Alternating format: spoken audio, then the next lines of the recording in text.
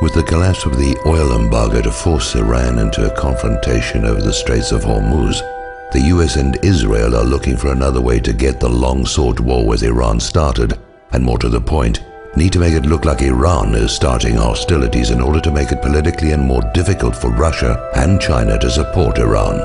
Now, recall that Israel has a past history of attacking US warships and framing others to trick the US into attacks on Israel's enemies, with the Israeli attack on the U.S.S. Liberty, initially blamed on Egypt, as the most well-known example. So here we have the U.S.S. Enterprise, the oldest carrier in the fleet, on her last legs, scheduled to be decommissioned next year. Her name is well known in part because of the Star Trek TV series. Decommissioning a nuclear aircraft carrier is a very expensive process. U.S.S. Enterprise is powered by 8 nuclear reactors, all of which must be disposed of as nuclear waste material along with all the associated machinery.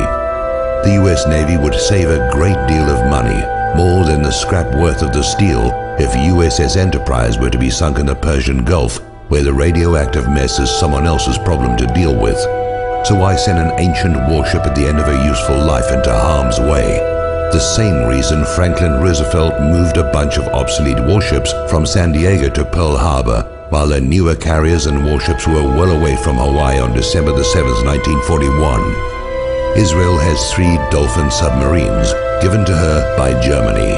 They have been seen transiting the Suez Canal in the past and could well be operating in the Gulf of Oman, even the Persian Gulf by now, lying in wait for a used-up and obsolete warship, more useful as a sacrificial lamb than an actual weapon.